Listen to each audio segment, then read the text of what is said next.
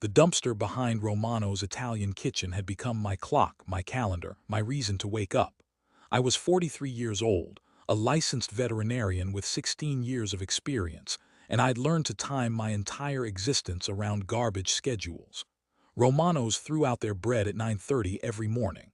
Sometimes it was still warm, always wrapped in plastic that kept it relatively clean. That was breakfast. The Chinese place 2 blocks over discarded their rice and noodles around 3 in the afternoon. That was lunch if I was lucky. Dinner was whatever I could find before the other homeless people got to the good spots. That October morning started with frost covering my sleeping bag and hunger sharp enough to make my vision blur at the edges. The coat I'd found 2 weeks earlier behind a Goodwill donation bin wasn't thick enough anymore. Winter was coming to Ohio, and I knew what that meant. Some people wouldn't make it to spring. I'd already seen 2 men die from exposure in just 3 months on the streets. One was maybe 30 years old, just went asleep under a bridge and never woke up. The other was closer to my age, found frozen behind a grocery store, still clutching a bottle in a paper bag. I was pulling out a half-eaten lasagna when I heard the footsteps. After 3 months living rough, you develop radar for danger. These weren't the shuffle of security guards or the aggressive stomp of someone about to tell you to move along. These were expensive shoes clicking with purpose on wet pavement. Clean shoes. Money shoes. Marcus Bennett. The voice was professional, careful, like someone who'd rehearsed how to approach a wild animal without spooking it. Marcus James Bennett. I turned around slowly, the takeout container still in my hands. The man standing there looked like he'd stepped out of a corporate advertisement. Navy suit that probably cost more than I used to make in a month. Silver tie catching the weak morning light. Leather briefcase that gleamed despite the gray October sky. His hair was perfectly styled, and he was maybe 60, with the kind of face that had never worried about where the next meal would come from. "Who's asking?" My voice came out rougher than I intended. 3 months on the streets changes how you sound, how you stand, how you meet someone's eyes. You learn to be defensive by default because kindness is usually a setup for cruelty. My name is Harold Kingston. I'm an estate attorney from the firm of Kingston, Blackstone and Associates in Manhattan. He reached into his coat slowly, carefully, and pulled out a photograph. "Is this you? Taken in 2018. The photo showed me in my white veterinary coat, standing in front of my clinic, smiling like I owned the world. Thompson Veterinary Care, the sign behind me read. I painted that sign myself. My hair was cut.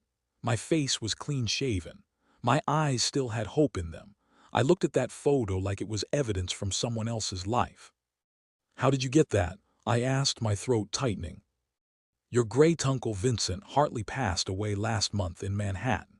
Before his death, he hired private investigators to maintain current information on all family members. You were particularly difficult to locate after you lost your permanent address." Uncle Vincent. I had maybe 5 clear memories of the man, all from when I was a kid. Tall, always in dark suits, showing up to family gatherings but never really participating. He'd sent birthday cards with $5 bills like clockwork until I turned 18, then nothing. My mom had mentioned him occasionally, her mother's younger brother who'd made money in New York and forgotten his Ohio roots. "I haven't spoken to Uncle Vincent in 25 years, I said. "Why would he be looking for me?" "Because he named you the sole beneficiary of his entire estate." The lasagna container slipped from my numb fingers and hit the ground with a wet splat. Harold Kingston didn't even glance at it. He just kept looking at me with those calm, professional eyes. "That's impossible. There must be a mistake." "I assure you there's no mistake. Mr. Hartley was very specific. His Manhattan penthouse valued at $12 million. His yacht moored in the Hamptons worth approximately $3 million. His extensive art collection. His library of rare first editions. And his investment portfolio currently valued at $32 million. Total estate value is $47 million after taxes and fees." I grabbed the edge of the dumpster because the world was tilting. $47 million. Yesterday, I'd fought another homeless man over half a sandwich. Last week, I'd coughed blood from pneumonia I couldn't afford to treat. This morning I'd woken up with frost in my beard, and now this stranger in his $1,000 suit was telling me I was rich. "This is a scam," I said, though even as the words left my mouth, I knew no scammer would bother with someone like me. What could they possibly steal? My sleeping bag, the $14 hidden in my shoe. Kingston pulled out documents from his briefcase, official-looking papers with raised seals and watermarks. "The death certificate," he said, showing me each one. "The will, filed with the New York State Surrogates Court. My credentials from the New York State Bar Association. My firm has handled the Hartley estate for 3 decades. Everything is legitimate, Mr. Bennett." "But why me?" My voice cracked. "Uncle Vincent has successful relatives. My cousin Damon works for Goldman Sachs. My other cousin Trevor is a surgeon at Mount Sinai. They actually knew him, visited him.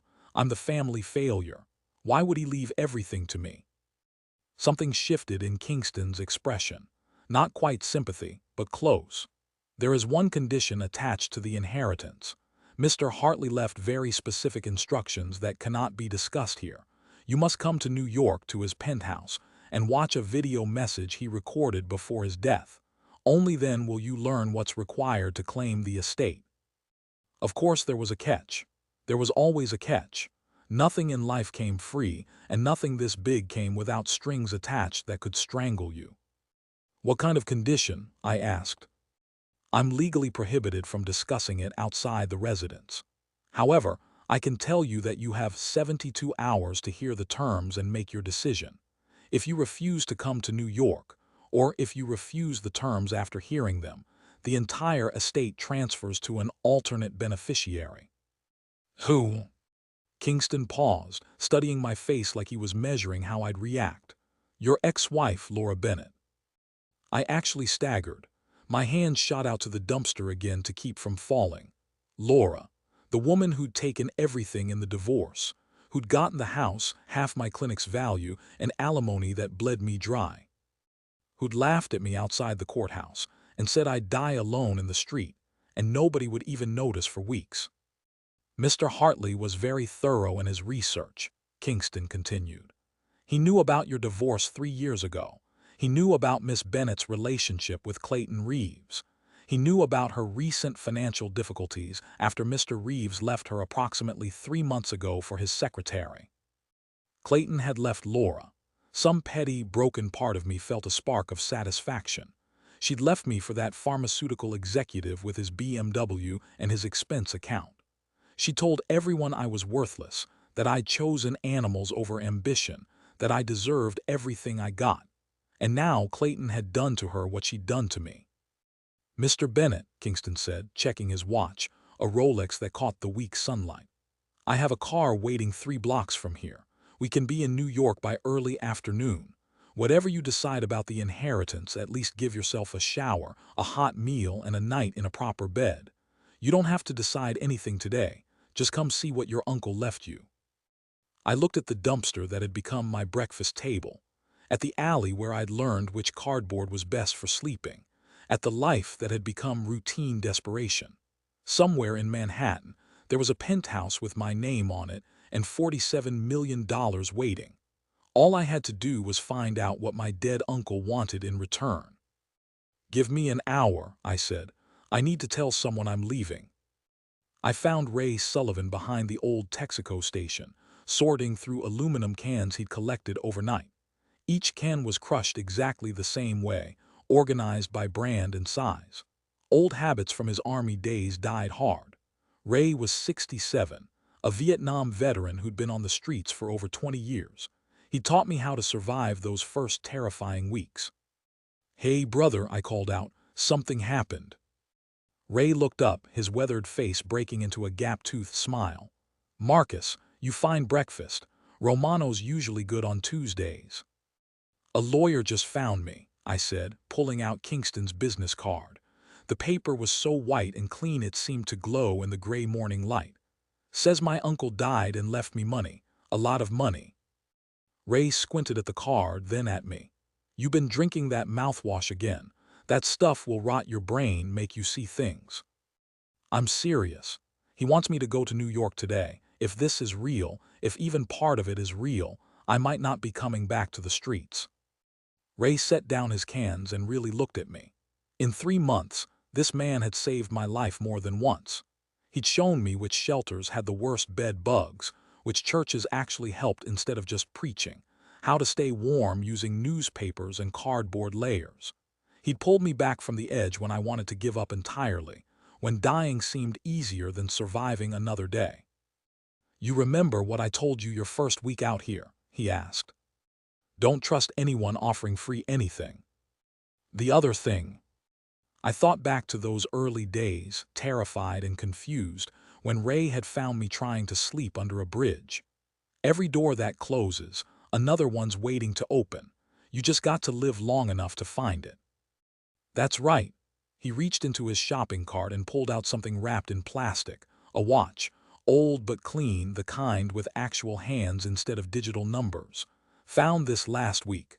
Was saving it to trade for winter boots, but you'll need it more than me. Rich people care about time, they measure everything by it." The gesture broke something inside me. This man who had nothing was giving me one of his few valuable possessions.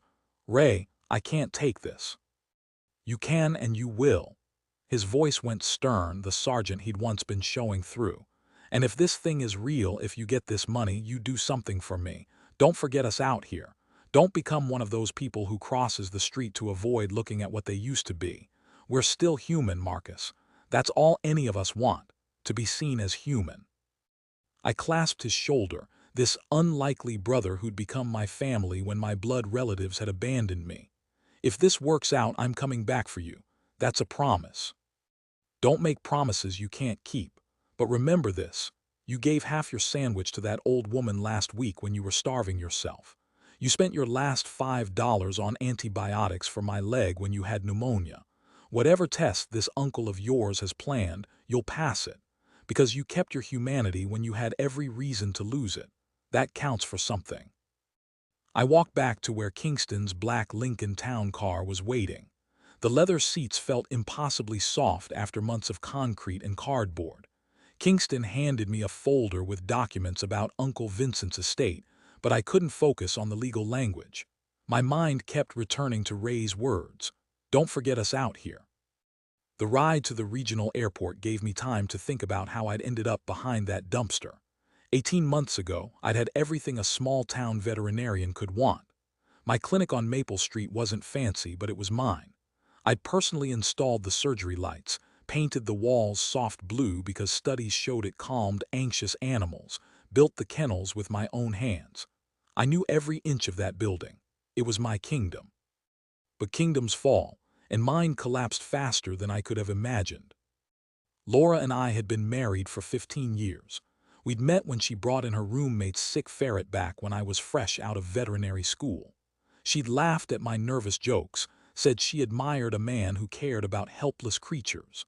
Somewhere along the way, that admiration curdled into resentment. "Why can't you be more ambitious?"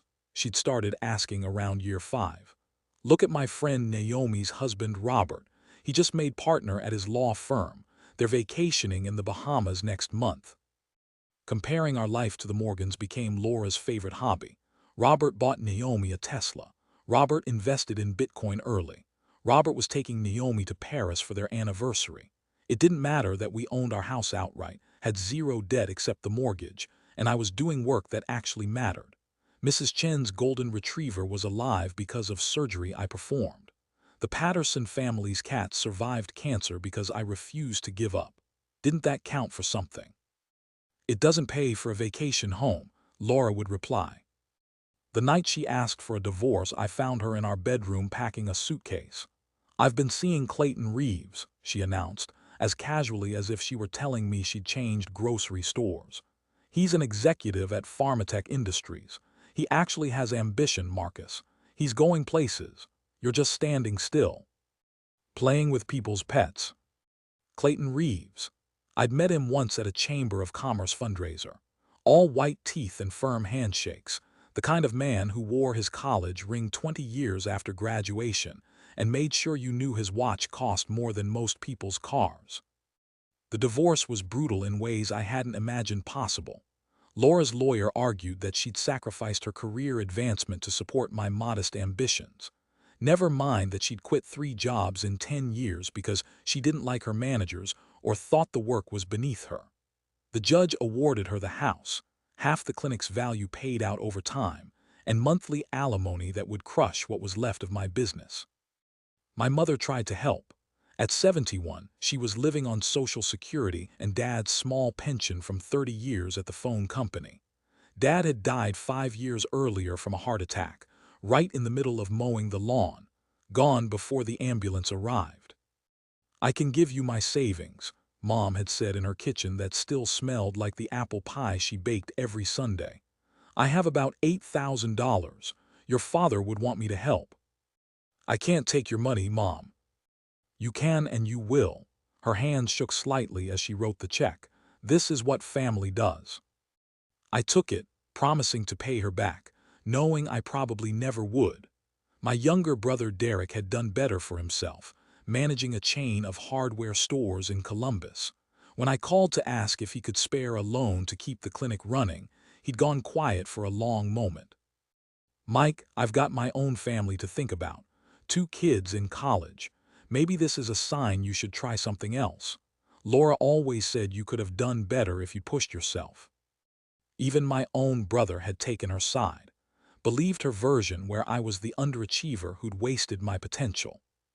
The clinic couldn't survive the financial hemorrhaging. I had to let go of Jennifer, my veterinary assistant who'd been with me 8 years. Then Marcus, my receptionist. Finally, I was doing everything myself: examinations, surgeries, cleaning, paperwork. Working 16-hour days, sleeping in the back office to save gas money, eating ramen noodles and whatever expired food I could get from the grocery store dumpster. The last animal I treated was a stray dog someone found behind the Kroger, hit by a car, leg broken in 2 places. I fixed him up knowing I'd never see a penny for it, knowing it would be my last surgery. The next day, the bank foreclosed. My daughter Bethany was 16 then, a junior in high school. Laura had poisoned her completely against me. "Mom says you chose your stupid animals over your family," she'd texted me. "She says you could have been a real doctor but you weren't smart enough. I'm embarrassed to tell people you're my father." That text hurt worse than losing everything else. Worse than the divorce, the clinic, the house, knowing my own daughter was ashamed of me. Within 3 weeks of the foreclosure, I was living in my truck. When that got repossessed for missed payments, I had a backpack, a sleeping bag I'd bought at Goodwill for $12, and nowhere to go. The first night on the streets, I walked until dawn, too scared to sleep, too proud to cry. By the 3rd month, I'd learned the brutal mathematics of survival: which dumpsters had the best food, which corners the police ignored, which shelters wouldn't rob you while you slept, which churches offered genuine help versus judgment disguised as charity. I'd learned that being homeless wasn't one thing, it was 1,000 small humiliations every day. The way people looked through you like you were invisible, the constant search for bathrooms, the exhaustion that came from never feeling safe enough to sleep deeply, the shame of digging through garbage while well-dressed people walked past, carefully not seeing you. The last time I'd seen Laura was outside the Walmart where I sometimes found day labor. She was walking out with Clayton, both carrying shopping bags, laughing about something. She saw me before I could turn away. The disgust on her face was absolute. "God, Marcus, you smell like a sewer," she'd said, loud enough for other shoppers to hear. "This is what you've become. This is the choice you made." Clayton had put his arm around her, pulling her toward his BMW. But she wasn't done. "You're pathetic. No woman will ever want you now. You're going to die alone in some alley probably, and nobody will even notice for weeks. You should have listened to me. You should have been more." That was 6 weeks ago. Every morning since, waking up on cardboard or concrete, I'd heard those words. She was probably right. Men like me didn't come back from falls this hard. We just disappeared, became statistics, names on forms that nobody read. And yet here I was, sitting in a leather seat in a town car, being driven to a private jet, being told I'd inherited $47 million. The universe had a sick sense of humor. The private jet was surreal. Kingston had arranged for me to shower at the airport's private terminal. The facilities were nicer than any bathroom I'd ever seen: marble counters, heated floors, towels so soft they felt illegal. I stood under that hot water for 20 minutes, watching 3 months of street grime swirl down the drain. My hands looked foreign when they were clean. My fingernails were human again instead of black with accumulated filth. The clothes Kingston had provided fit perfectly. Dark jeans, a button-down shirt, a blazer. Nothing ostentatious, but clean and new. Looking in the mirror, I could almost see the man I used to be if you ignored the hollow cheeks and the way my eyes had gone flat with suffering. On the jet, Kingston offered me sandwiches and coffee. Real coffee, not the instant packets I'd been stealing from gas stations. The sandwich had turkey, Swiss cheese, lettuce that actually crunched. I ate slowly, my shrunken stomach protesting the richness. "Tell me about Uncle Vincent," I said as we climbed through clouds. "The real him, not whatever public image he cultivated." Kingston considered his words carefully. Vincent Hartley was brilliant, eccentric, and completely alone by choice. He built his fortune dealing in rare books and art authentication, but his real talent was reading people. He could look at a painting and spot a forgery instantly. But more than that, he could look at the person selling it and know their entire story, their desperation, their greed, their honesty. Yet he chose to leave everything to a nephew he hadn't seen in decades. He kept extensive files on every family member. Your cousin Damon on Wall Street, Mr. Hartley had investigators tracking every transaction, every SEC filing. Your surgeon cousin Trevor, every patient review, every malpractice suit, every medical board complaint. And you. Monthly reports from investigators documenting your veterinary practice, your marriage, your divorce, your financial collapse, your homelessness. He watched me become homeless and did nothing. The bitterness in my voice surprised me. He was dying of pancreatic cancer. By the time you lost everything, he had only weeks to live. But yes, he watched. He told me once, "Suffering reveals character in ways success never can. I need to see who they really are when everything is stripped away."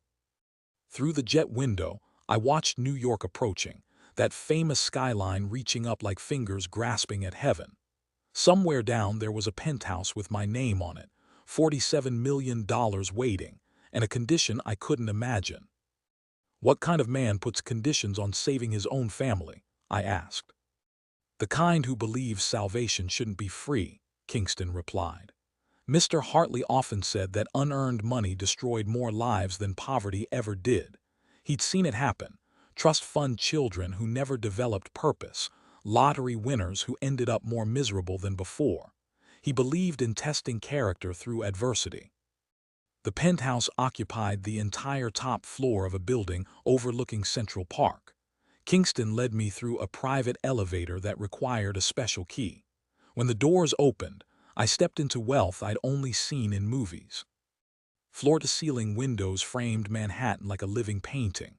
Central Park spread out below, a rectangle of green in an ocean of steel and glass. The furniture was all leather and dark wood, the kind that whispered wealth rather than shouting it. Original paintings lined the walls. I recognized a Monet even with my limited art knowledge. A Picasso sketch, something that might have been a Rembrandt. "Mr. Hartley's study is this way," Kingston said, leading me through rooms that felt more like a museum than a home. The library alone made me stop and stare. Thousands of books lined floor-to-ceiling shelves, some behind glass cases with tiny brass plaques indicating first editions dating back centuries.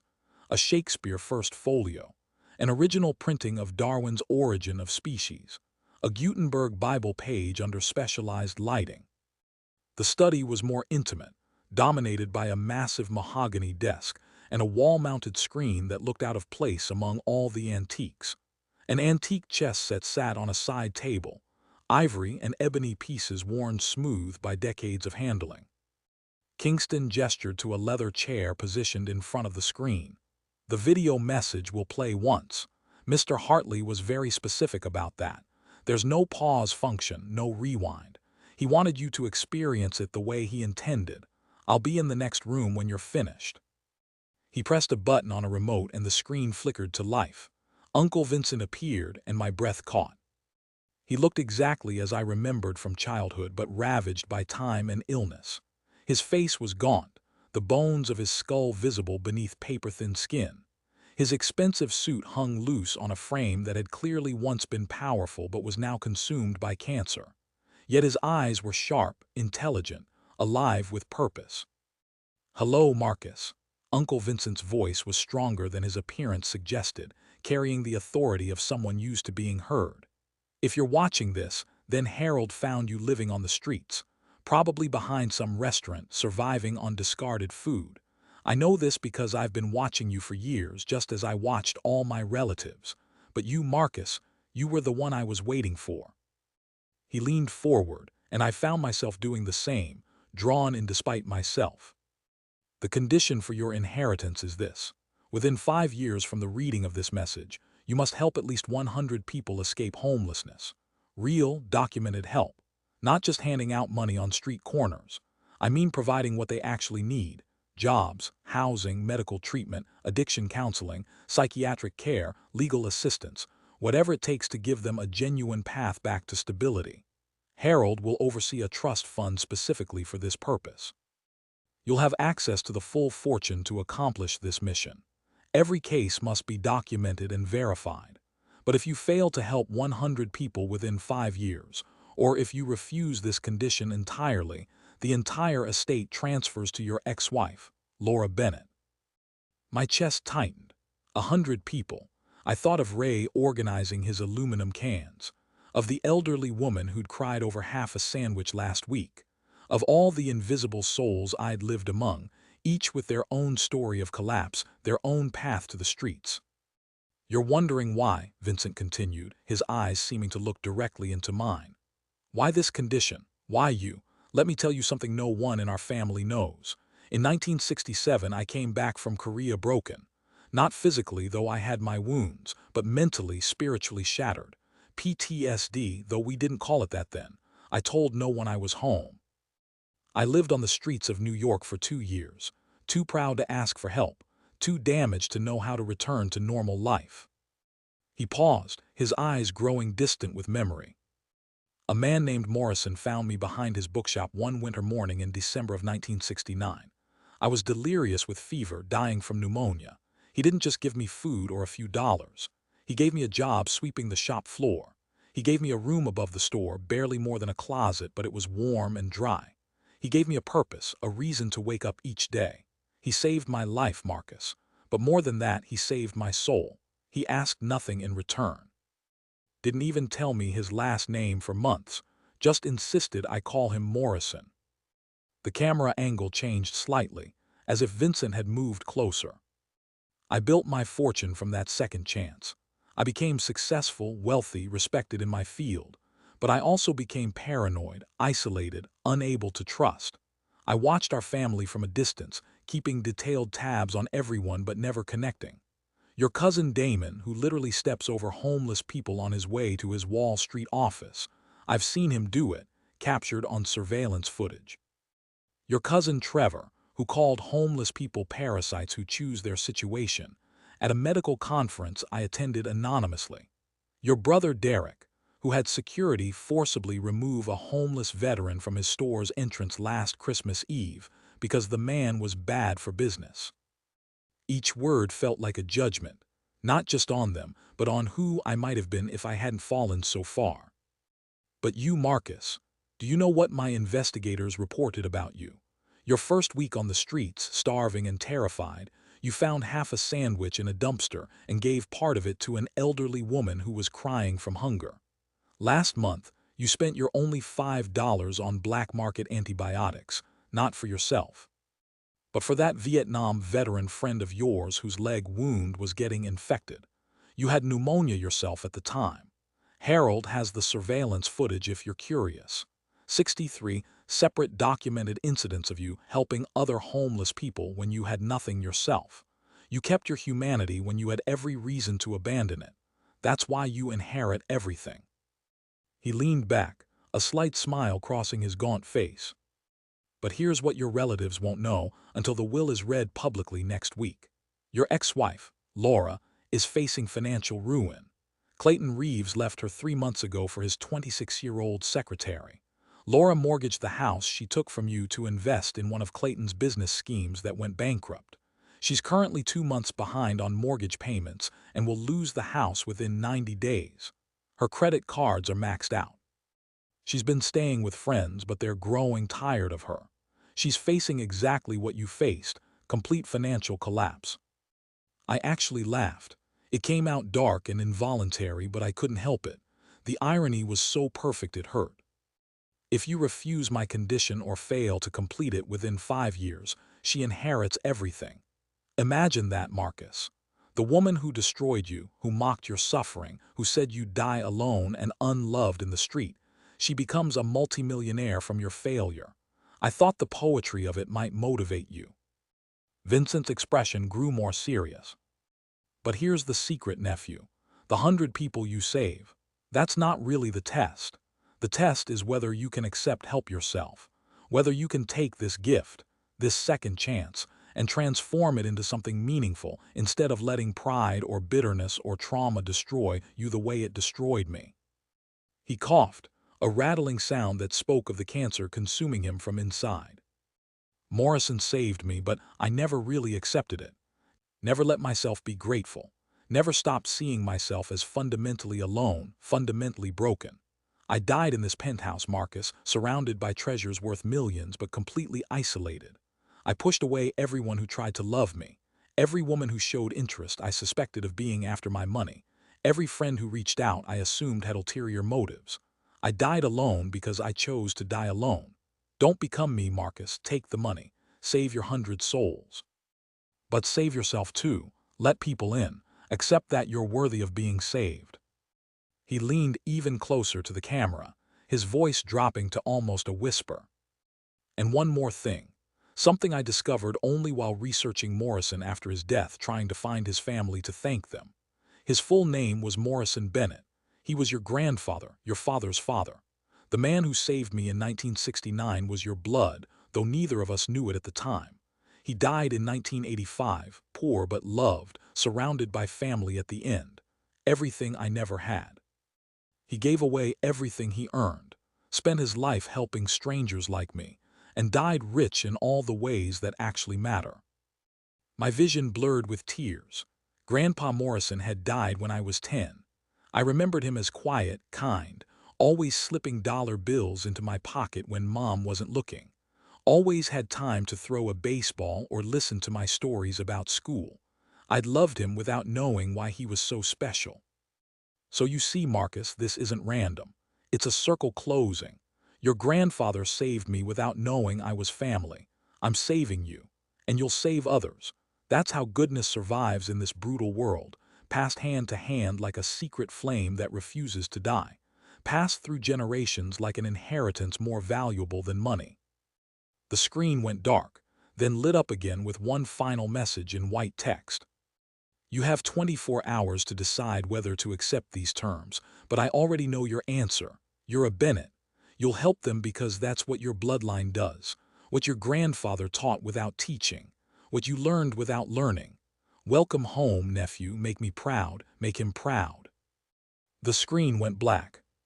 I sat in that leather chair in a $47 million penthouse, tears streaming down my face, thinking about Grandpa Morrison saving a desperate young veteran behind his bookshop 55 years ago, never knowing that veteran would one day save his grandson, never knowing that one act of compassion would ripple forward across decades, creating chains of redemption that reached far beyond what he could imagine.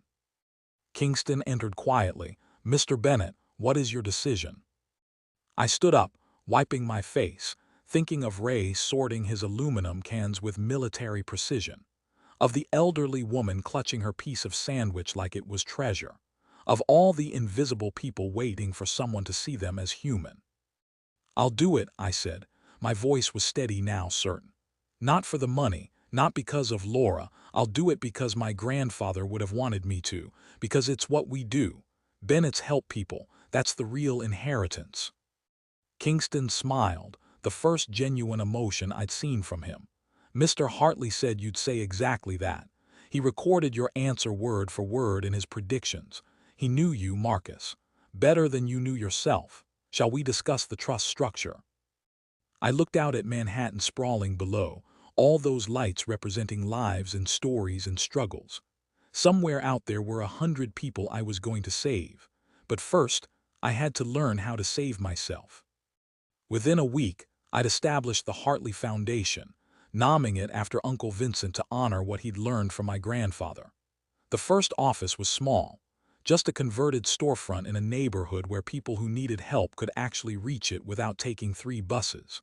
But it was clean, professional, and most importantly, it had dignity built into every detail. Ray Sullivan was my first hire. I found him at that same Texaco station, still organizing cans with the precision of a man who'd never quite left the military behind. "I need you to be my outreach director," I told him straight out. No preamble, no sales pitch. He'd laughed until he realized I was serious. "Marcus, I haven't had a real job in 20 years. I'm 67 years old. I organize trash for recycling money. What do I know about running programs?" "You know more than any social worker who went to college and learned about homelessness from textbooks. You know which shelters are safe and which ones will rob you blind. You know which churches actually help and which ones just want to feel good about themselves. You know who needs mental health treatment versus who needs addiction counseling versus who just needs a chance and someone to believe in them. You've been doing this job for 20 years, Ray. Nobody's been paying you for it, but that doesn't mean you haven't been doing it." He'd looked at me for a long moment, his weathered face working through emotions. "What's the pay?" $45,000 a year to start, health insurance, dental, vision, retirement matching, and an apartment small but clean and yours. No more sleeping behind gas stations." Ray had cried then. This tough veteran who'd survived Vietnam and 20 years on the streets cried like a child. "When do I start?" "Today, but first, we're getting you new clothes and you're seeing a doctor about that cough. Then we're designing our approach, because I need your expertise on how to actually do this right." Ray's first suggestion changed everything. "Don't make them come to us feeling like beggars," he'd said, sitting in our empty office that first day. "Give them dignity. Give them choices. Let them have power over their own recovery." We developed a program where people could choose their path. Some needed addiction treatment first, and we partnered with facilities that treated people like patients, not criminals. Others needed mental health support, and we found psychiatrists willing to work with populations most doctors avoided. Some just needed a job and someone to believe they could hold one. Each person got a caseworker, but more importantly, they got a mentor who'd been where they were. Ray recruited other veterans, former addicts in recovery, people who understood the streets from the inside. "You can't fake this knowledge," he told me. "These people can smell bullshit from a mile away. They need to see someone who's walked the path and made it out." The third person we helped was Natalie Cross, the elderly woman I'd shared my sandwich with months earlier. She was 68 years old, had been a librarian before her husband died and medical bills destroyed her savings. She'd been on the streets for 2 years, invisible to everyone except other homeless people.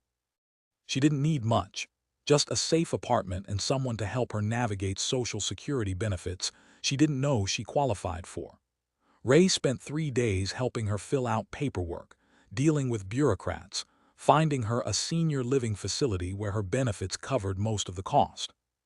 When we got her the keys to her apartment, she'd cried for an hour. "I thought I'd die on the streets," she kept saying.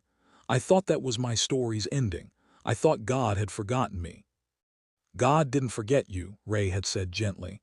"We just forgot to look for you. That's on us, not you." By month 6, we'd helped 37 people find stability. Each success was documented meticulously by Kingston's firm, verified through employment records, lease agreements, medical treatment completion certificates. But more importantly, each success was sustained. We didn't just get people into housing and abandon them. We followed up weekly for the first 3 months, then monthly. We celebrated victories, first paychecks, 6 months sober, family reunifications, birthday parties in real homes instead of shelters. David Martinez was our 15th success. 28 years old, lost his leg in Afghanistan, came back to a country that thanked him for his service but offered no actual services. PTSD, addiction to pain medication, the whole downward spiral. He'd been on the streets for 8 months when Ray found him. Kid reminded me of myself, Ray told me. Same look in his eyes, like he's surprised he's still alive and not sure if that's good or bad. We got David into a VA program Ray had connections with. Found him a prosthetic through contacts Ray had spent 20 years cultivating. Helped him train for IT support work he could do sitting down. 6 months later, David walked into our office, literally walked, on that new prosthetic, with news. I got hired, he'd said, his face lit up with something I hadn't seen there before. Hope. Government contractor specifically looking for veterans. I start Monday. Signed a lease on an apartment yesterday. It's small, but it's mine. You don't thank us, I'd told him.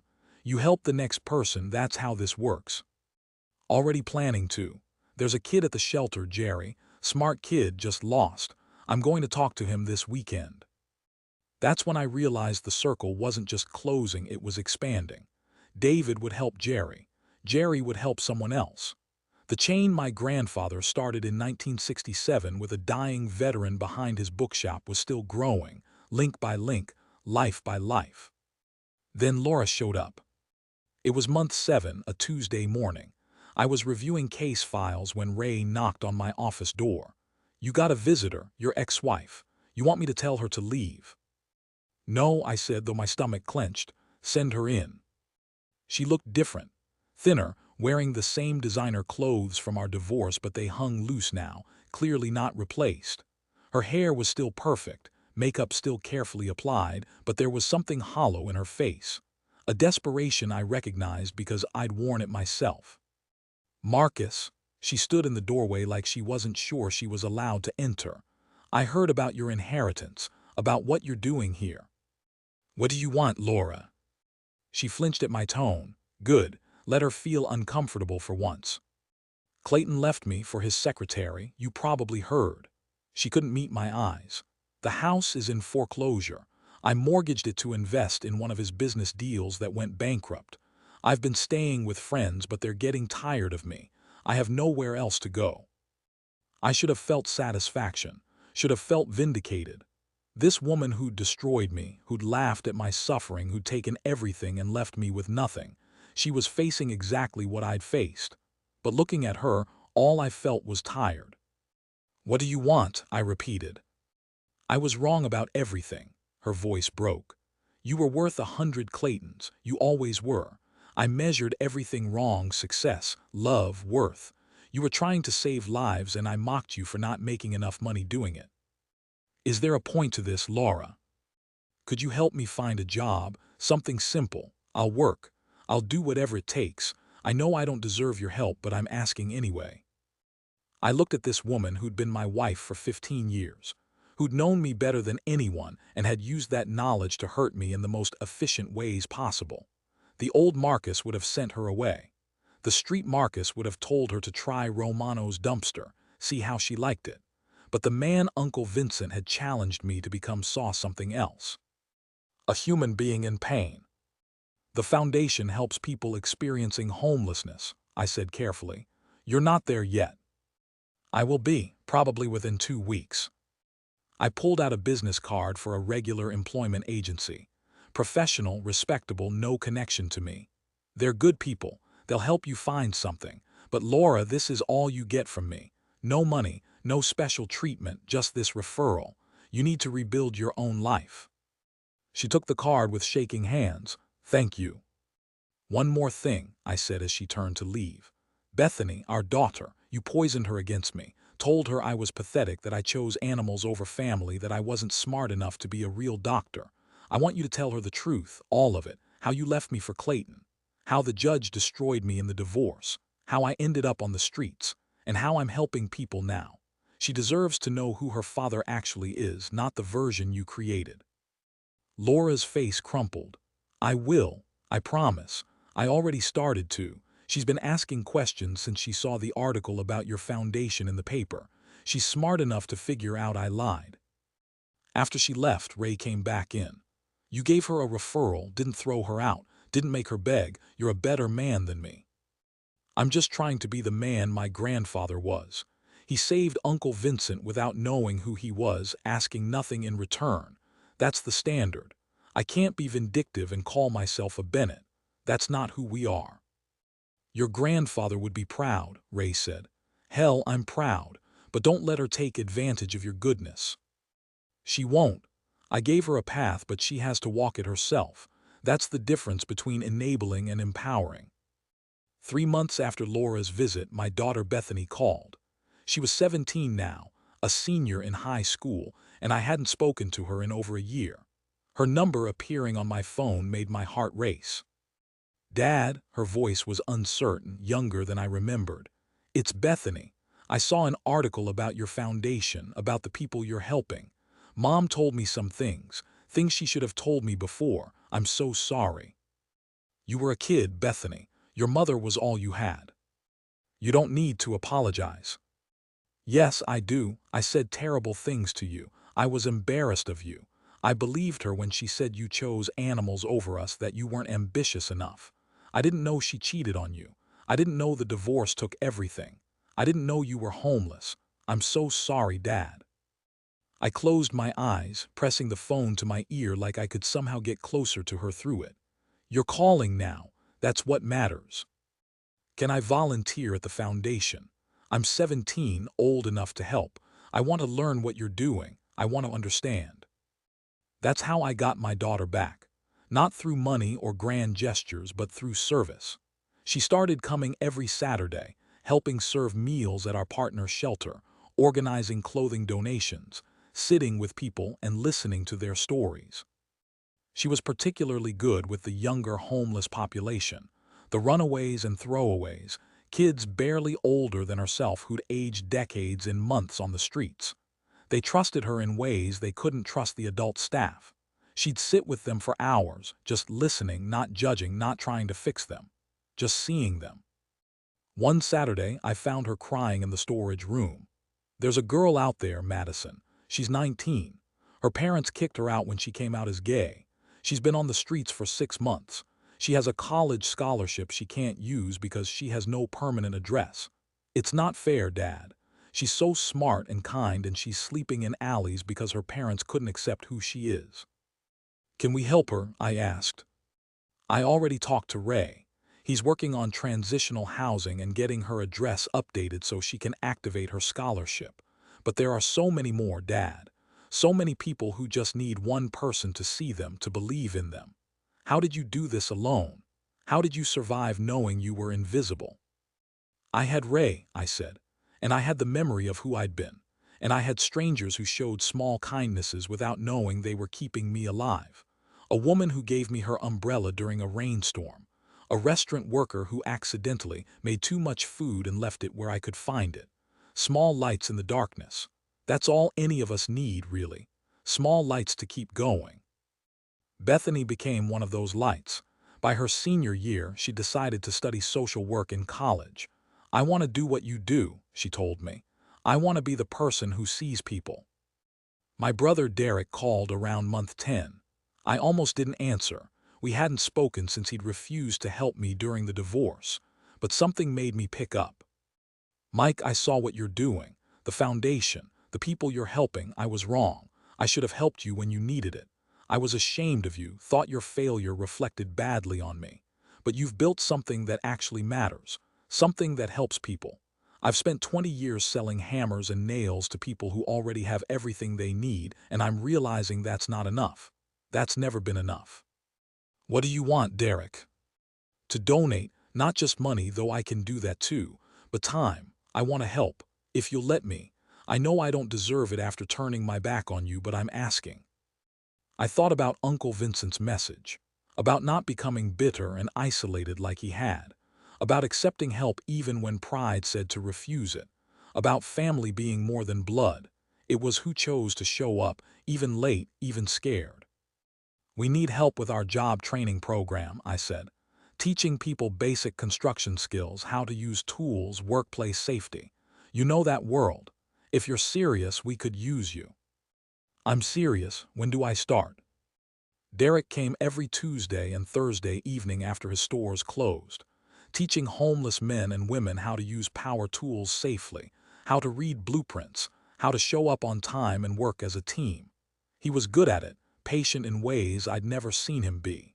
One night I asked him why. Because I finally understand what Dad tried to teach us, he said. That success isn't about how much you accumulate, it's about what you contribute. He worked at the phone company for 30 years, never made much money, but everyone at his funeral talked about how he'd helped them. Fixed their cars, lent them tools, showed up when they needed someone. That's the legacy that matters, not the size of your house or your bank account. Not everyone succeeded. That was the hardest lesson.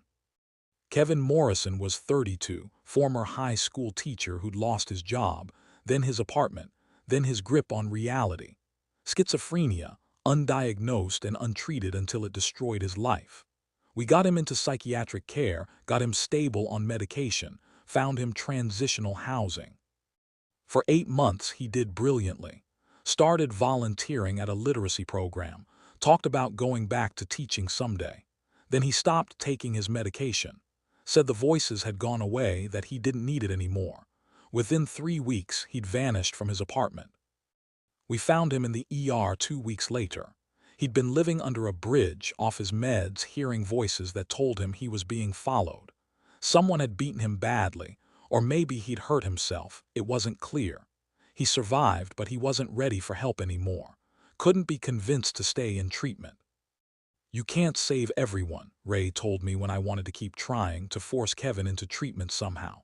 Some people aren't ready. Some people need to hit their own bottom before they can accept help. And some people, the illness is too strong, the demons too loud. You did everything right. He's not ready, and that's not your failure. But it felt like failure. Maria Gonzalez was 41, domestic violence survivor who'd fled her abusive husband with nothing but the clothes she was wearing. We got her into housing, helped her file a restraining order, found her a job as a hotel housekeeper. For 3 months, everything was perfect. She was rebuilding her life, talking about getting her kids back from foster care. Then her ex found her. He didn't hurt her physically. The restraining order worked for that. But he sat outside her workplace, her apartment, staring at her, following her, making her feel unsafe everywhere she went. The police said they couldn't do anything unless he violated the restraining order, so she ran, left the apartment, the job, everything we'd built for her, disappeared back into the streets because at least there she could move, could hide, could stay unpredictable. We looked for her for weeks, never found her. I still wonder sometimes if she's alive, if she found safety somewhere. By year 3, we'd helped 86 people find genuine stability. But we'd also had 14 failures, people who relapsed, who disappeared, who weren't ready or couldn't overcome their demons, or got crushed by systems that were supposed to help them. 86% success rate, Ray said, looking at our statistics. That's incredible, Marcus. Most programs would kill for that rate. But that's 14 people, 14 souls we couldn't save. 14 people who needed more time, different approaches, or interventions we couldn't provide. You're one man running one foundation. You're not God. You can't fix everything. He was right, but it didn't make it easier. Each failure haunted me. Each person we couldn't save felt like I was failing my grandfather, failing Uncle Vincent, failing the mission.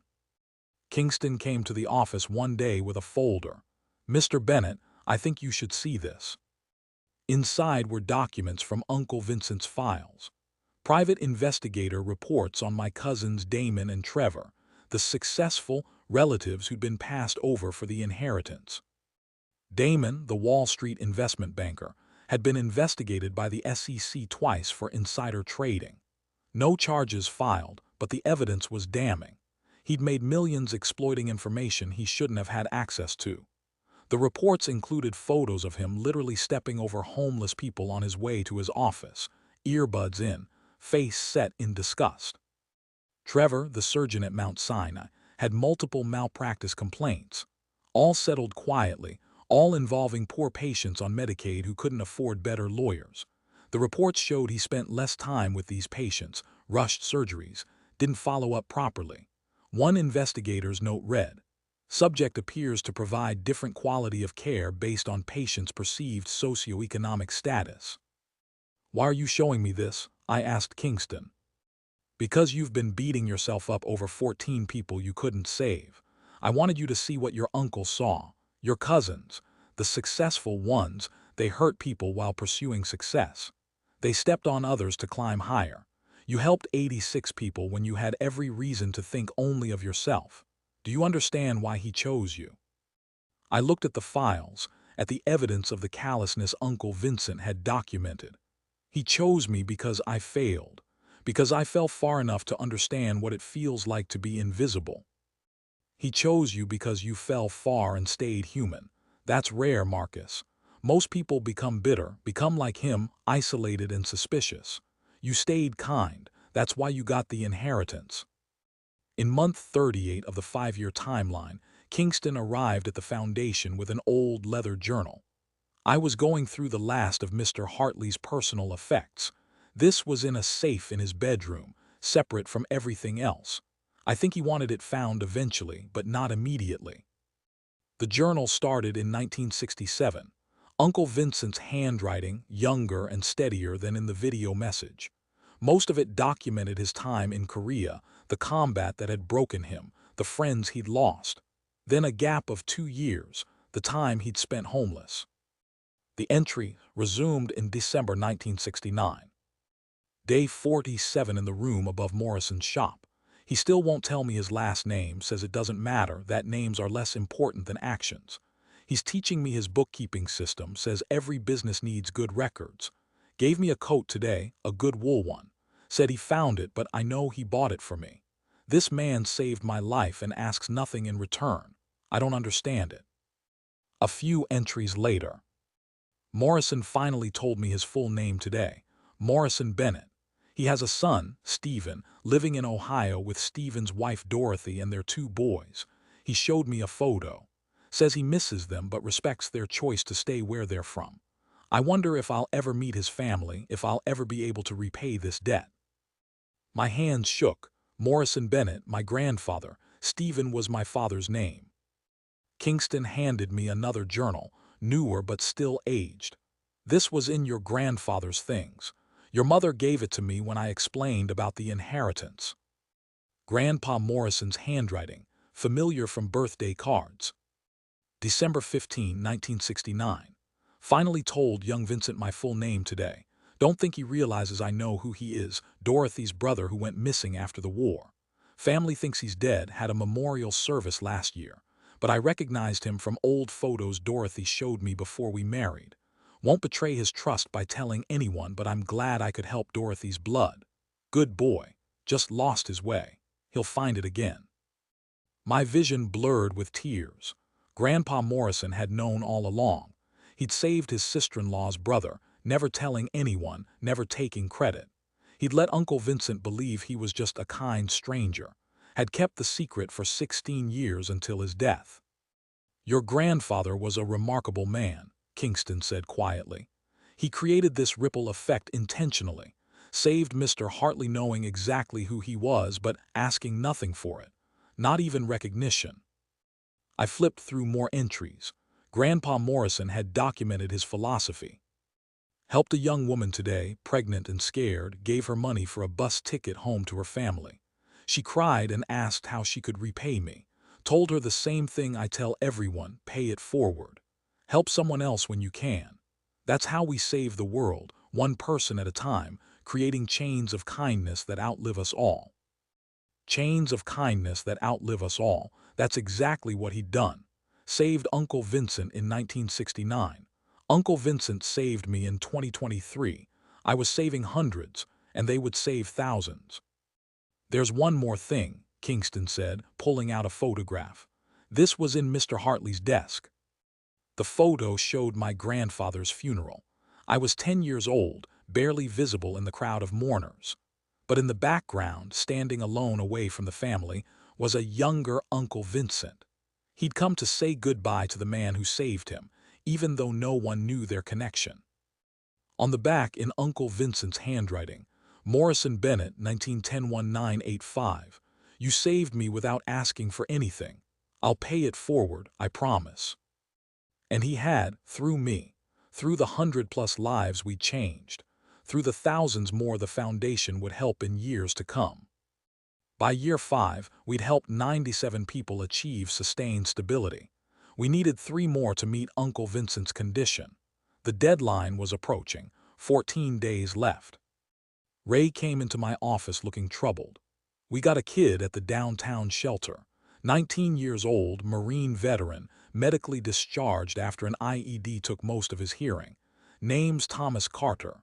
He's been on the streets for 6 months, and Marcus, he's giving up. I can see it in his eyes. The same look guys get right before they eat their gun. We found Thomas that evening. He was sitting behind the shelter, smoking a cigarette, staring at nothing. Even sitting down, you could see he'd been military, straight back, controlled movements, eyes that scanned constantly despite barely hearing. I sat down next to him without speaking. Ray had taught me that sometimes presence matters more than words. After 5 minutes, Thomas turned to me. You're the foundation guy. Ray told me about you, said you were homeless yourself. For 3 months, behind dumpsters mostly, lost everything in a divorce. Why'd you come talk to me? Because Ray says you're giving up, and I've been where you are, where dying seems easier than surviving one more day. It is easier. His voice was flat, empty. I can't hear worth shit. Can't get a job because nobody wants to repeat everything 10 times. Can't go to college because I can't afford hearing aids. Can't go home because my parents said I was stupid for joining the Marines in the first place. So what's the point? The point is what you do with your life once we get you the help you need. Hearing aids, vocational training, housing, therapy for the PTSD I can see you're carrying. We can provide all that, but you have to choose to accept it. Why would you help me? You don't know me. My grandfather saved a stranger in 1969, asked nothing for it. That stranger saved me 54 years later. I'm saving you because that's how this works. We pass it forward. We keep the chain going. Thomas looked at me for a long time. What if I fail? What if I can't hack it? Then we try again, and again, until you succeed or until you tell us you're genuinely done trying. But giving up now, that means the IED won. It took your hearing and you let it take everything else too. Don't give it that power.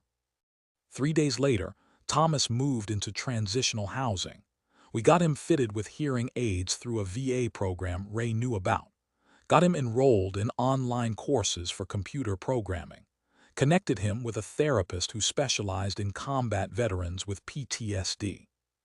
Thomas became our 98th success. The 99th was Cassandra Williams, a 47-year-old woman who'd lost her job as a bookkeeper when her company downsized.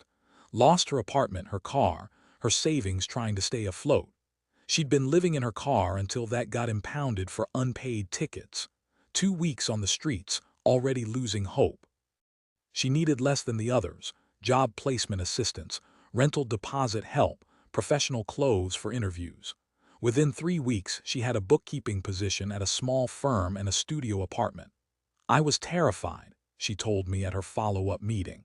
Terrified that I'd disappear, become one of those invisible people you see on corners. Thank you for seeing me before I vanished completely. 100 days to the deadline, we still needed one more person to meet Uncle Vincent's condition. I was starting to panic, wondering if we'd come this far only to fail at the last moment. Wondering if Laura would inherit everything because we fell one person short. Then Bethany called. Dad, there's someone you need to meet. She brought him to the office the next day.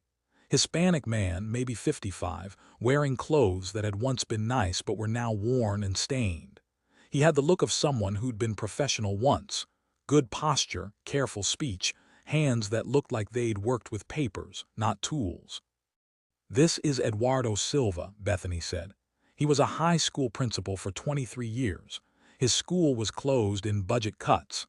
He couldn't find another position, said he was too old, too expensive compared to younger teachers. Lost his apartment, his car. He's been sleeping in the park for 2 months. Eduardo looked uncomfortable, ashamed. Your daughter is very persistent. I told her I didn't need help, that I'd figure something out. She didn't believe me. She's right not to, I said. 2 months on the streets is how it starts. Before you know it, it's 2 years. Then 20. We can help you, Mr. Silva, but you have to be willing to accept it. Why would you help me? I'm old, I'm expensive, I'm not worth the investment. That's the depression talking. That's what the streets do to you, convince you you're worthless. But you spent 23 years educating children. That's worth everything. Let us help you get back to that work or find new work that uses your skills. We found Eduardo a position as an educational consultant for an online school, got him housing through our partner organizations, helped him rebuild his professional wardrobe and his confidence. 6 weeks later, he signed his lease and his employment contract on the same day. 100, Ray said that evening, updating our records. We did it, with 21 days to spare. But I wasn't done. The deadline had been artificial, Uncle Vincent's test. The mission was real and ongoing. We keep going, I said. The 100 was just the beginning. By year 7, the Hartley Bennett Foundation operated in 8 cities. We'd helped over 300 people escape homelessness. The money Uncle Vincent left was mostly gone, converted into lives and chances and hope. But the foundation sustained itself now through grants, donations, and people who believed in the mission. Ray had retired at 75 but still came in 3 days a week. Can't keep me away, he'd say. This work is what keeps me alive. He'd met a woman named Patricia at a community center, a widow who volunteered serving meals to homeless people. They'd gotten married in a simple ceremony at the foundation office, surrounded by clients and staff. Ray wore the watch he'd given me years ago. I'd bought it back from the pawn shop where I'd sold it during year 2 and returned it to him as a wedding gift. Bethany had graduated with her social work degree and become the foundation's executive director. She was better at it than I'd ever been, saw possibilities I missed, connected with people in ways I couldn't. She'd expanded our youth programs, recognizing that preventing homelessness was as important as ending it. Derek ran our job training program full-time now, having sold his hardware stores to focus on this work. First job that ever mattered, he told me. First time I felt like I'm making a real difference. My mother had died peacefully 3 years ago, long enough to see the foundation thriving and to tell me she was proud. You became your grandfather's son, she'd said near the end. That's all I ever wanted for you, to be a Bennett in the ways that matter. Laura had rebuilt her life. She worked as a manager at a retail store, had a small apartment, lived simply. We weren't friends, probably never would be, but we were civil when we saw each other at Bethany's events. She'd apologized multiple times over the years, and I'd accepted each apology while maintaining clear boundaries. Some relationships don't heal. They just stop bleeding, and that's enough. I'd sold the penthouse in year 6, using the money to establish an endowment that would fund homeless services for decades. The yacht, the art collection, the rare books, all sold, all converted into sustainable funding for the mission. I moved into a modest 2-bedroom apartment, nothing fancy, but it had a spare room for when Bethany visited and a kitchen table where I taught chess to foundation clients. One afternoon, Kingston called me to his office. I found something else in Mr. Hartley's files, a letter he left to be opened only after you'd completed the condition. The letter was in Uncle Vincent's handwriting. Marcus, if you're reading this, you succeeded. You saved your 100 souls and probably many more. You proved that compassion survives suffering, that broken people can heal others, that my faith in you was justified. But here's what I never told Harold to tell you. There was no alternate beneficiary. Laura was never going to inherit if you failed. That was a lie, a motivation, a push to make sure you'd try hard enough. The truth is, if you'd refused or failed, the money would have gone to homeless charities anyway. I knew you'd succeed because you're Morrison Bennett's grandson. It's in your blood. But I needed you to think the stakes were personal. Needed you to feel that pressure, that drive to prove something. I'm sorry for the manipulation, but I'm not sorry for the result. You've become the man I wish I'd been. You've created connections where I created isolation. You've accepted love where I rejected it. You've transformed pain into purpose where I let it poison me. Don't mourn me, Marcus. I died alone, but you won't. That's my real legacy. That's what the money bought. Not your success, your connection, your daughter, your purpose, your refusal to die isolated like I did. You won, I lost. But through you, I finally won something too. Thank you, nephew. Thank you for proving that some families are worth saving. Some bloodlines carry light. Yours does. Vincent. I lowered the letter, processing everything. He lied about Laura inheriting. The whole time, that threat wasn't real. He lied because he knew it would work, Kingston said. Would you have tried as hard if the stakes had just been about proving yourself? Or did the thought of her benefiting from your failure drive you harder? He was right. The image of Laura getting everything while I failed had pushed me through the hardest moments. Through the failures, the late nights, the times I wanted to give up. Uncle Vincent had understood human psychology perfectly. Are you angry about the deception? Kingston asked. I thought about it for a long time. No, he gave me a reason to fight when I'd forgotten how to hope. The lie served a greater truth. I can live with that. On a cold October morning, 9 years after Harold Kingston found me behind that dumpster, I went back to Romano's Italian kitchen. Not to eat, not to remember the worst times, but to see who needed help. Ray came with me. We stood across the street, watching as a young woman, maybe 30, carefully sorted through the morning garbage. She had the same focused efficiency I'd once had, the same hollow eyes. You want me to talk to her? Ray asked. Not yet, let's watch. We watched her find bread, wrap it carefully in her coat. Watched her share half with an elderly man shuffling past. That's when I nodded. Now she's ready, did you see that? She shared when she was hungry herself. That's the sign.